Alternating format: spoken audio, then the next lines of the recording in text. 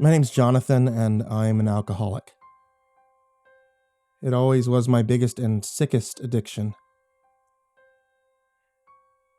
I started drinking when I was 12 years old. I started smoking at 15. Drugs soon came after that. Weed first. Then I moved on to the heavy stuff. Cocaine, heroin. Alcoholism ran in the family. I inherited the curse from my dad, who passed away of liver failure when I was just a kid, leaving my mom and I broken and unable to cope with what was going on. Not few were the instances where I tried remembering how my youth was like, and what I got instead were just constant blurred out images like the ones on a burned film strip. I had tens, if not hundreds, of nights where I came home and straight vomited my guts out in the toilet, swearing to myself I'll never do it again. Then the next day, started it over. Addictions are suicide. No matter how you look at it, that's what they are. The only thing that I vividly remember, the only constant thing that comes to mind is the bottle. At age 16, I went to a party and I drank so much that I got to the ER 2 hours later. I can't remember anything from the party, just that they hospitalized me with alcohol poisoning. All my life, I thought that death would come for every one of us sooner or later. I mean, you can die at 21, or you can go to live over 100. I mean, it could be a matter of luck and bad luck, or the length of your life can be the result of how you choose to live. Lately, I was feeling death breathing and whispering in my ear. I first died when I was 23 years old. I was just out of an abusive relationship, and when I finally went home, already beat up, scarred, and torn, I headed straight out to meet my best friend. The bottle. I started with 2 bottles of whiskey, continued with tequila shots, and ended up with smoking weed.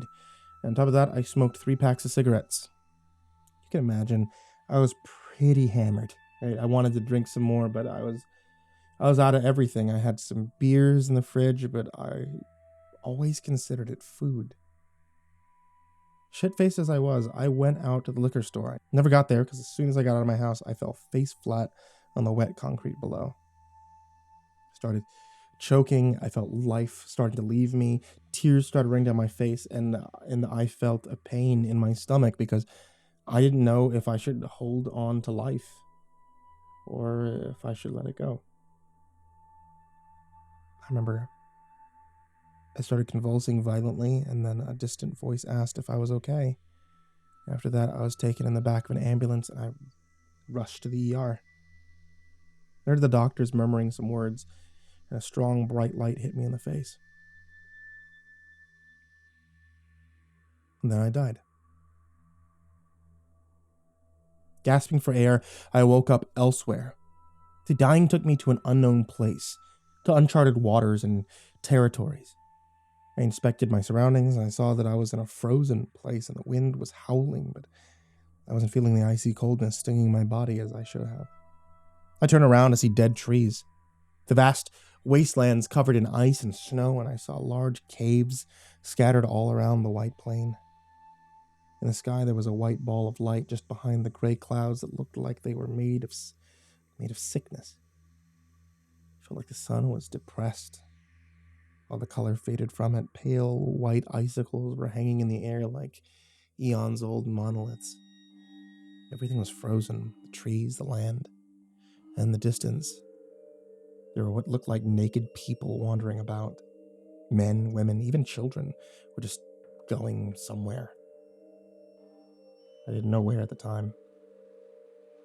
I started walking until I reached a dense white forest. The trees had no leaves, and nooses dangled from some of them, while people were hanging lifeless, eyes as gray as the sick clouds. I passed them when suddenly one of them grabbed my shoulder and screamed that he wanted it repeatedly. Another one did the same, and then another one. Soon all of them started screaming they wanted it. They screamed, they cried, they started convulsing and panting violently, and then stopped. I heard a voice calling for me, and when I turned around, I faced a very old man who greeted and welcomed me to the place I was on now. He had a long gray beard and he wore a white hooded robe. In his right hand, he had a gnarled wooden staff, painted in red and white, which ended in a red ball that seemed to have a sort of electric current trapped in it. On top of the red ball, a golden spark was floating around it in a hypnotizing fashion. Limping, the old man came to me. "Hello there, young man. Name's Isaiah. I know. You're asking yourself if you're dead and where you are now, isn't it? Isn't it so? Come with me. I'll tell you the story of this place, what it is and why you are here.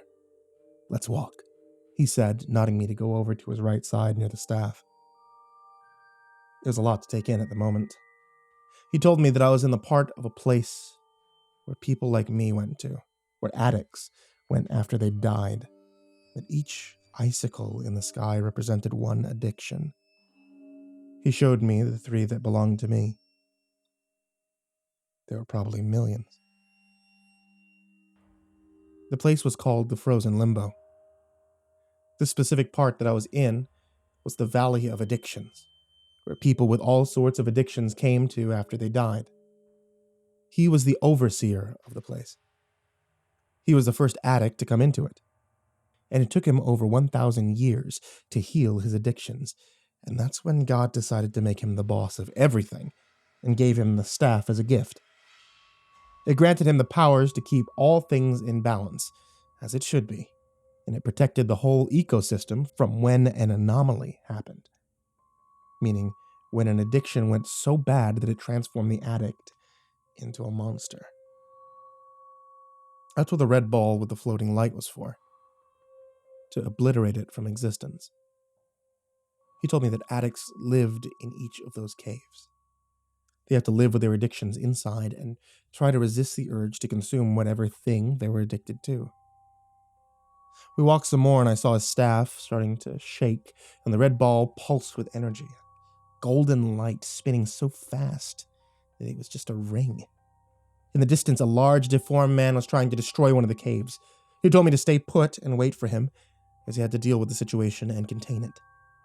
The monster soon abandoned his project and started charging at Isaiah with all his power and speed. Chunks of flesh fell from the monster's body as he ran, revealing sickly, rotting bones. He suddenly stopped and started vomiting on the frozen ground, a sickly, dark purple hue gushing from his mouth. Its acidity melted the ice, punching a hole in an otherwise perfect white blanket. Isaiah smashed the staff into the ground, producing a wave of energy that reached the monster and made it freeze in place. Then he punched his gut repeatedly with the staff until it punctured its skin and went inside his stomach. The man started chanting some words, and the monster simply exploded. Millions of little pieces of flesh and organs, of insides and bones, stained the ground as if it needed a touch of color. The color of a deadly addiction. That's what happens when your lot lets their addictions consume them. Some have the same behavior that they had back on Earth. The other ones you saw hanging in the trees each time they relapsed, they have to spend 100 years in a tree. They have to try to get clean and sober again. Isaiah told me, his perfect white robe now decorated with the monster's remains.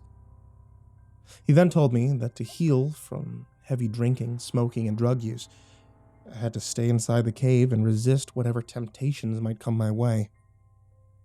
He said that each addiction lives in a separate room inside the cave, that they all appear to be different from one another.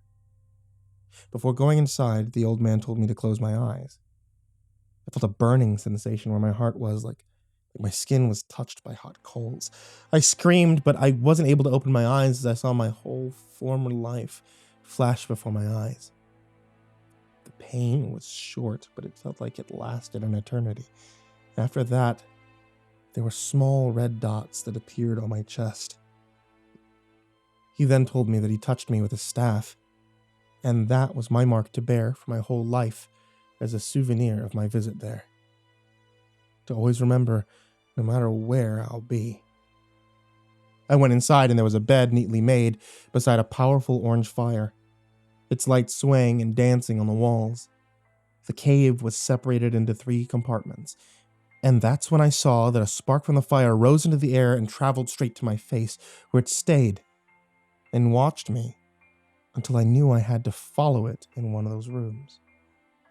He went inside the 3rd room, where it remained in the air, floating around a small cave. In the far corner, I saw a naked man, lying there in the fetal position, his skin a sickly pale bluish hue. He was covered in syringes. The needles stuck in him like someone played darts with his body. He even had them in each of his fingers, the needles carefully pushed under the fingernails.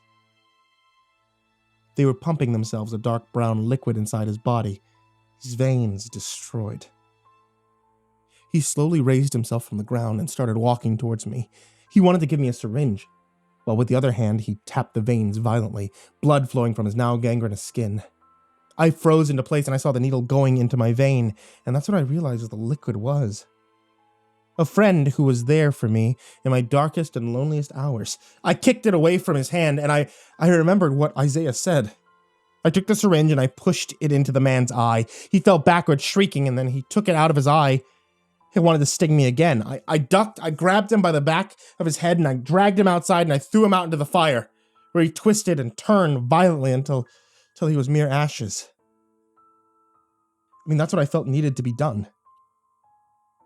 I went and I laid in the bed for a while and gathered my thoughts. I didn't fully understand all these metaphors, but the only thing I knew was that maybe if I killed all my addictions, then maybe I'd go to a better place. Maybe not. What if this is what I was supposed to do for all eternity, to avoid turning into one of those monsters or get hung from a tree? What if this was my divine punishment for all the sins that I'd made? Another spark came from the fire and lit my face up with its pinkish hue. It led me to the middle room, which was entirely covered in cigarette smoke. I knew the familiar smell. The walls were covered in a dark green color, and there was a bed with a human body on it. The body was connected to a ventilation tube, and I heard it slowly breathing, hissing in the silence of the cave.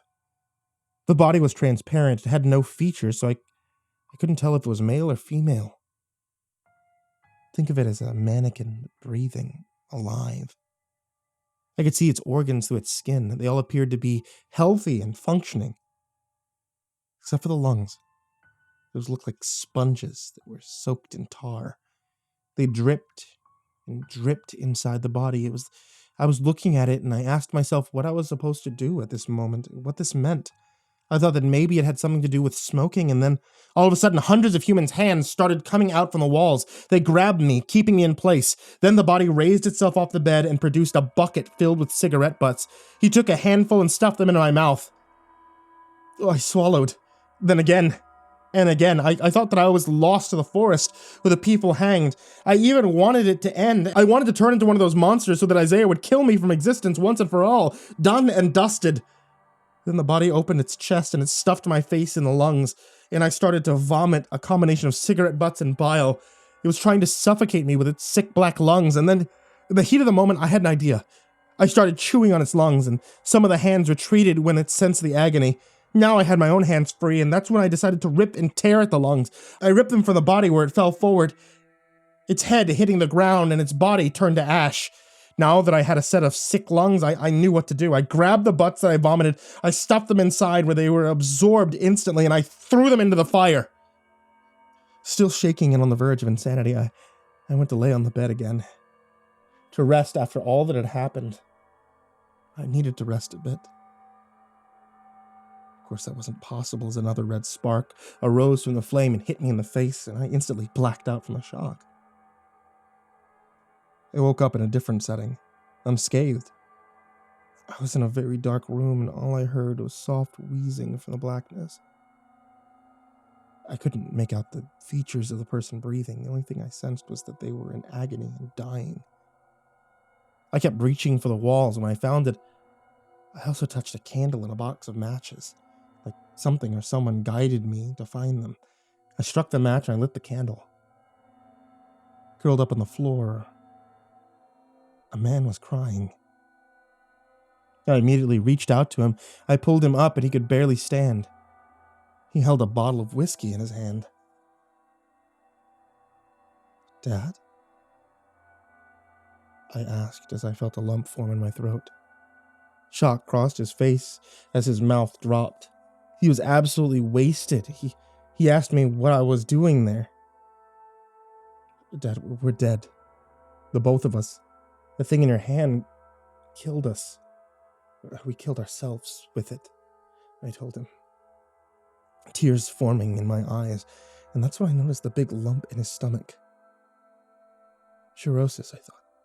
The thing that killed it followed him in the Valley of Addictions. He was forced to live with it even in the hereafter. "Hey, son, gonna take a sip? Quick drink with your dear old dad," he said, not even acknowledging what I just said to him.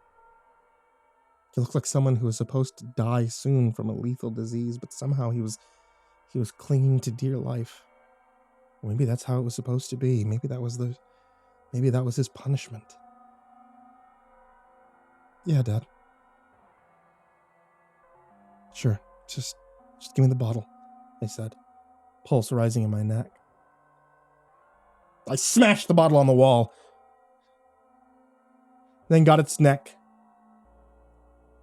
and I pierced my dad's carotid artery with it.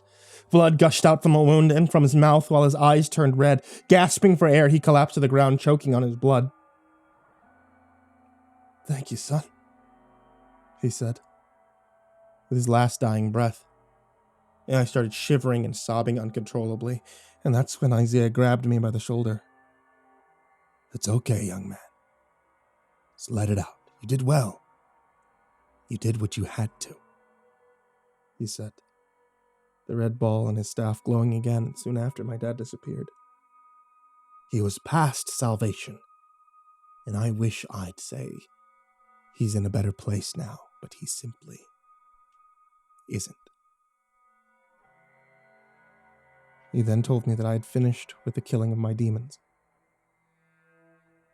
The addictions I had were wiped out and my body was healed from them. He offered me 2 choices. "Young man, you can now have a new shot at life, or you can calmly go to heaven in the kingdom of God. You've earned it," he said, a thin smile caressing his lips. I told him that God can wait for another day, and I wanted to go back home, get another shot at fixing things with myself. I wanted to live an addiction-free life. I made my choice, and then I looked up at the ball of light in the sky, which became even brighter until it blinded me. I woke up in the hospital bed, choking for air and flailing my arms, trying to reach something to hang on to. It was exactly when the doctors were preparing to unplug me from life support. They said it was a miracle. The doctors said that. I replied that they had no idea what I went through on the other side. All I got were raised eyebrows, whispered words, and puzzled looks. I said no more. It was hard enough to explain. Maybe that was my hell that I had to go to for a while. Maybe those were my demons that I had to drown. 3 minutes. It felt like an eternity, or maybe it was all in my head. Except it wasn't. The morning I woke up, I saw that there were 3 red dots. They were engraved into my chest. A reminder to never ever get to drinking, smoking, or using drugs again. So help me. So help me, what I told you happened 10 years ago. I've been sober ever since.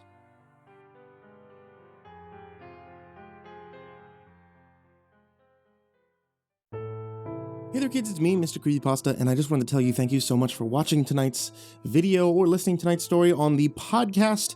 If you're listening on the podcast, if you're not listening on the podcast, then you can always find the podcast on Spotify, on Google, and on iTunes. And if you are not watching on YouTube, then hey, you should probably check out the MrCreepyPasta Storytime YouTube. It's on YouTube.